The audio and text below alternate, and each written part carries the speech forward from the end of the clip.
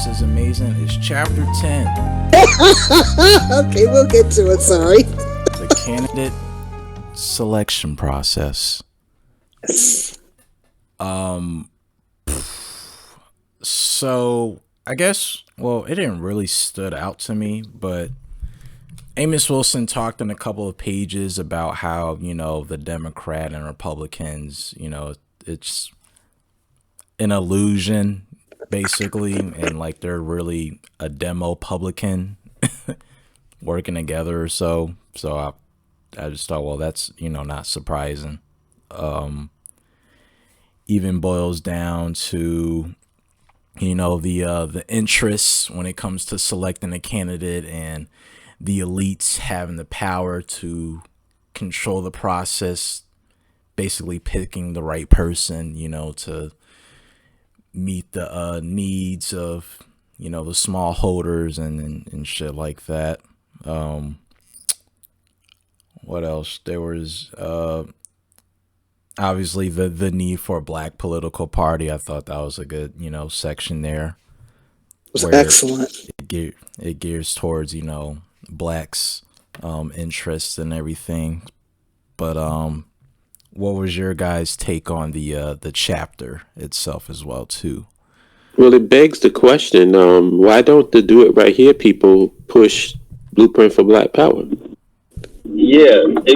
So that's what I was gonna say, because that's what I like when you start talking about how black people basically need their own political party, and in that chapter, like towards the end where he started talking about what black people need to do, he literally gives a detailed example of how exactly, damn near step by step, people would need to come together, what type of people need to come together, do this specific job, this specific task, how these people need to be on the community board and everything else. Yeah, I remember that part. After y'all started talking about it, I was like, oh yeah, because I finished it like last week. But yeah, and then you get to the Do It Right Here people. Like the Blueprint for Black Power is a blueprint, even though people still ain't putting it to practice. I think the answer to the question, why aren't they doing it? The Do It Right Here folks is because it's in the last page, that last paragraph, the end of it says the party's orientation, talking about the Black Party, right, for Black folks. The party's orientation should be clearly Black, nationalistic in character and intention, definitely not assimilationist, integrationist in the traditional sense. While open and willing to enter into advantageous coalitions with other parties and groups, the African-centered nature and purpose of the party should be clearly and universally recognized. And I think that's why. If you say it, no. You keep going. Before you keep going. It was one part where he was in the section that I'm speaking to, where he said, and nobody in the leadership in this party could be affiliated with either Democrat or Republican. Absolutely, by no means should anybody leave this party be a part of any one of them, because by definition they are already against what this represents, or something like that. I was like, man, he just really just telling you all kind of truths and everything. I would have an aneurysm too if I was spitting so hard. Exactly right. So, like, seriously. It's the same. It's that same last paragraph, Umoja. It's just up further. He says no Black politicians affiliated with any other party should be allowed entree at any level of the organization. They should be dealt with as members of rival parties. Yep. Persons and groups representing Marxist, communist, or Eurocentric ideological learnings. Ideological leanings should be discouraged from seeking membership. Right. And he hit on the religious part. This is the point that I was trying to make with Patrick, because Patrick is on this separatist stuff where it's just gonna be all black and we ain't gotta deal with it's just black. I'm like, dude, you gotta have some confidence and some strength in your culture. Just because you interact with other groups, it doesn't mean that you're gonna get. It's like you got bitten by a walker. and now you're going to turn into a zombie. It's like, how come other groups don't have any fear of interacting with us? Like I said, white folks will take a black person and make him president of their country. Yeah. They don't care. Because their whole thing is, what are you doing in my interest? Just because you're a black president, what, you think you're not going to be my bitch? I mean, isn't that how corporations work? Yeah, we get caught up in the superficial shit. For me, I think there's a little bit of a. I say yes, but with a little bit of an asterisk there. That the initial setup, the group, that core group has got to be. Yes, I agree. Black folks, yeah. Well, maybe that's what the focus was. What were you all talking about specifically then? Just period. It's like, because for my thing is, if we have the organization and the nation is black, all black, then you can have all types of people working for you in your interest. If you don't, you can control things. What's up with the Niner game? Gotta mute yourself. Yeah, Mojo. Oh, it's already over. You know? What? But we think that just, any contact with any other group we're going to merge into invisibility with that group. I think that's because of the experience here with how our folks behave, for the most part. It is like you just let the doors open and everybody come in. It's just one negative. Yeah, but if for us with our group, the mentality is it's got to be us as the core, and then you can forge either partnerships or allies, being allies with other folks, as long as the core group and the outlook is for our group benefits us. Good. We control it.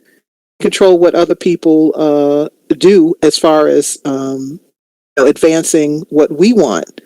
If you go off the reservation, as the saying is, and say, okay, yeah, I'm helping, I'm allies with this black group, but I've got this concern or this vision over here, and so I'm going to start working. Well, then we push away, then you're gone because you're not following what what we want, and we gotta work in our interests.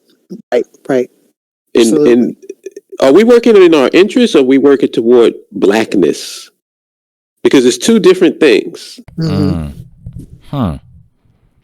If you're just gonna put everybody down that got a dark complexion, you're gonna be in some serious fucking trouble. But if you're doing things in your interest, in the interest of the group, then that's another story. Because like I said, Jesse Lee Peterson is dark. Right. That's the ticket that you have so you can get full access. Come on, man. Not to mention guys like people like Candace Owens. Please. Yeah, she's dark. We've always said there's going to be a vetting process. I mean, we talked about dealing with the nation, but I mean, with specifically talking about a political party, there would be, as he's put here in that last paragraph, this would be definitely part of the vetting process if that would, ever go. And I also feel like when you have all black folks, and you have black people, there's functional black people working in their interests, I really don't see the need to have any of these trophies. These trophy people. Like sometimes we'll get a light-skinned black person because we think that that's more appealing and stuff. I don't think that would even be an issue when we're talking about dealing with just ourselves. And I don't even think that. I don't think.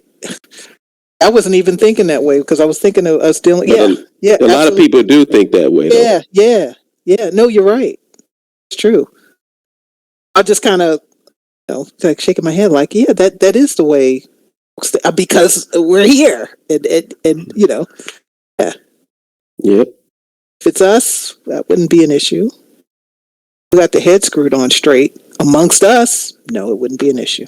But I understand, like the concern of people being fearful of any involvement with other groups. But what they don't realize is that those groups aren't on dealing with us on an administrative level.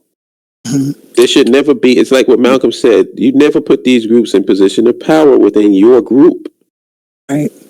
I'm talking about the people that's really running shit. Got to be black. Right. That's been the issue. That's where I think that perspective is coming from. It's like I don't want any dealings, like, because what's happened here with, I think, virtually everything that involves us in groups, supposedly from our community, it's just been that. It's just like the doors are open eventually, and everybody floods in and has as a viewpoint on how we should do things. We said, no, it should be us making those decisions. This is the context in which that conversation happened. It's like we were talking about the fact that the people in other ethnic groups control the technology. So if you want the technology that somebody else has and you don't have it, how do you get it? Interesting. Okay. You're going to have to talk with them to get it. Like if you have another ethnic group that specializes, or they are the ones who, if people go to, that specializes in bridge building, then you got to work with them. The thing is, what do you get out of that interaction? Do you get skills transfer? Do you make sure that your people are there learning the processes so that you eventually can do that shit on your own? Or do you just go, nah, we can't deal with nobody that ain't black? In the meantime, you don't have the same technological knowledge that they do. So whatever you build is going to be subpar. I mean, it's just common sense. But see, the problem is we're not in any position of power. So there you go. The key. There you go. So we can't even think about this stuff from a position of power because we're not in power.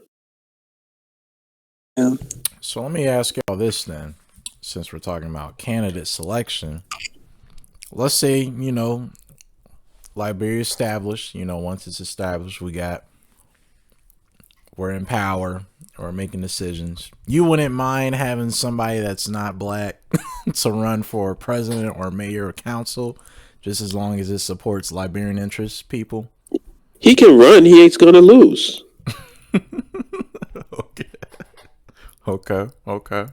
He's going to lose. And do you realize that nigga would have to literally, he would have to put his Khalid Muhammad on in order to win. His Khalid Muhammad on. That nigga got me, yo, fuck these white people. Oh. He would literally have to turn into Khalid Muhammad in order for him to even have a shot at winning any type of political position in a black nation.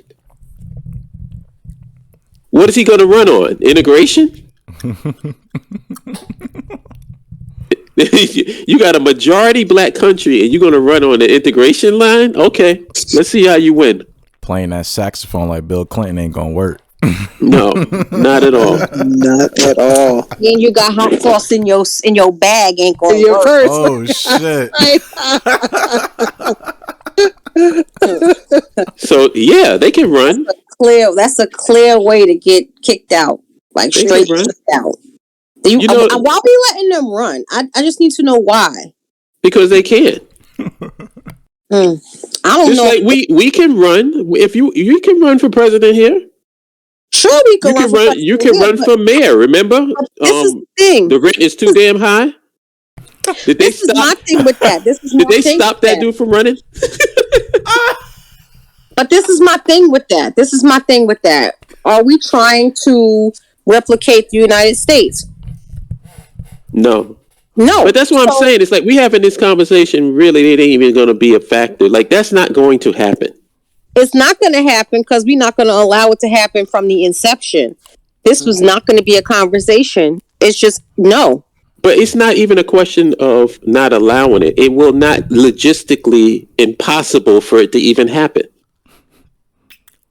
It's impossible. You're talking about a majority black country Majority black country. The only people that's going to be there is not going to be people even interested in politics. It's going to be technical people. If there's anybody that's from another ethnic group in our nation, they're going to have some type of skill that we trying to put skills transfer on so our people can get it. That would be their only. That would be their only reason for and being this there. is the thing. And this is the thing. In any government, a person coming there under contract just to teach or give us support for that specific field, they don't have the authority, the right, or the ability to run for office because that's not what their function is there. They're not a Isn't that what I just said? It's logistically impossible for this scenario to even happen. So why are we even talking about it? It's not going to happen. I'm just saying, as long as I'm alive, it ain't happening. It's not going to happen even if you wasn't alive. It's not going to happen. It's like it would be like what white person is going to go to Rwanda and win the presidency? Oh gosh, it's not going to happen. It's like I don't listen. I don't have I don't know. I know who white people are. I know who they are. So maybe that's the problem. It's like I'm looking at it from the perspective of like, let's say me and Salima and the rest of you guys are in office. Do we have to worry that either one of us is going to put some white person in a position? Is that something we got to be concerned about? I mean, not on my end. Absolutely not. On any of our end. Like any of our end. Disease. So that's why I'm coming from that perspective. Like that's not going to happen. Not going to happen. And if there was somebody who tried to do that shit, they'd probably be kicked out of the fucking country. You said kicked out. Yeah. So we would want something else to happen. We on a recorded line, okay? Let's realize that.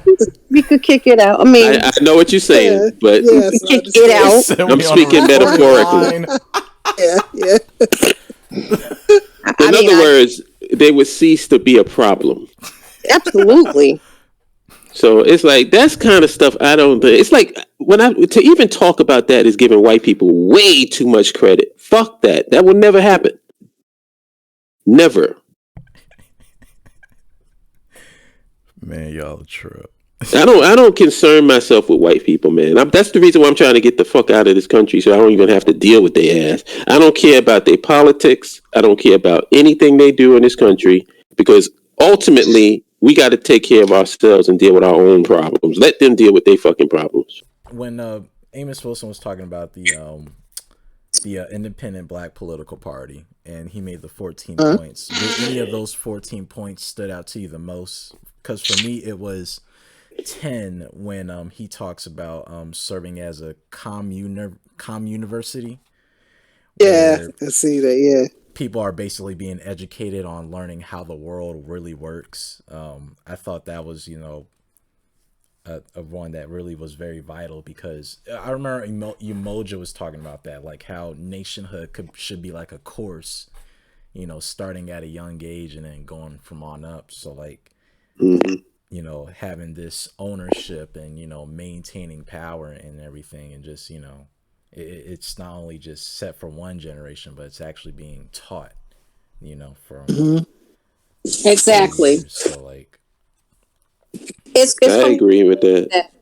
It's funny that you said all of them because Saturday I'm doing my pop-up shop, and come to find out, my niece has to do community service with her school, and her teacher said that her doing this pop-up shop can be counted as community service. Oh, okay. So, and it's crazy because the questions that these my nieces and nephews are asking me, these are my nephew's children. His daughter is 11 and his son is 8. And the questions that they ask me about my business are questions that I just did not think that an 11-year-old and an 8-year-old are thinking about, Wow. My nephew said to me, he picked up a bar of a bar of soap because he saw me packaging them. And he's like, And then he picked up a soap mold and he said, "So you actually made this?" And I was like, "Yeah." I mean, and it's not like they have the soap at their house. They use the soap at home. He says, "So you actually like made it with your hands?" I'm like, "Yes, of course." He said, "And the butter?" I mixed the butter with my hands, and then he looked at me like, "Oh shit, like my aunt is bad." And I was like, "Yes, that's my baby right there." But he's 8. And this weekend, he really realized that, my aunt actually produces all of her products. And he stood there and he started to count down the amount of products that he knew about that I create. And he was just like, wow. And he just was looking at me. I was like, okay. Awesome. Yeah. And it's an amazing feeling because now they know that they don't have to work for somebody else. Even though I do work for somebody else, but you know that you can do other things. Right. That's right. You know? And his dad, even though Kamal can't work a traditional job. Like he's tried, and it didn't work for him. But he is doing I think he does Instacart and another one. And he told me, he's like, I make more money than I was making when I worked at Spectrum. He make his own hours. He can make sure that his kids get on and off the school bus or pick them up when he need to. He do what he needs to do for his family. You know what I'm saying? That man just bought 2 cars, not 1, but 2. And I was like, go ahead, nephew. But he sees that his dad is not stuck to somebody else's office or their job. He works when he wants to work. So when we give our children the opportunity to see that we don't have to work for other people, we're doing them a huge service. Mm-hmm. And that's awesome. So those are the things that we got to make sure that our kids see, like everywhere. When I did a career week at my niece's school in Brooklyn, and everything was over Zoom. And then I made sure that I told the kids, I'm from Fort Greene as well. I grew up in Fort Greene. So this is not something that's not attainable to you guys because you live in Fort Greene, because you live in the projects. And when I spoke to the principal after that, she was like, that's the best thing that you said. She was like, I listened to, everybody's, speeches and everything. She said, but that was the best thing that you said to those kids. She said, because when we went back to school and we had conversations about it, the kids were like, Miss Salima says she's from Fort Greene. Is that true? Like, that's the questions that they had. She's from Fort Greene. It was like, yes, she's from Fort Greene. And, she has her own business.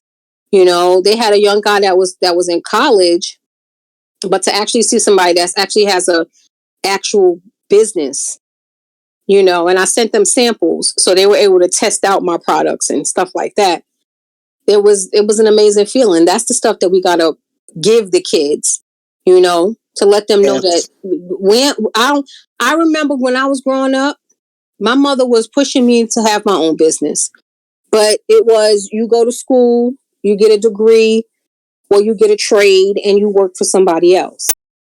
And our kids don't have, that's not their future. It just gets back to it's like no matter how you slice it, it's like nationhood is the answer. Because if we actually had industries, then working for people wouldn't be so bad. It wouldn't be. If we were creating the industries that our people could work in, then it would actually be serving a nation. That's true, because of course there's going to have to be people that work for other people.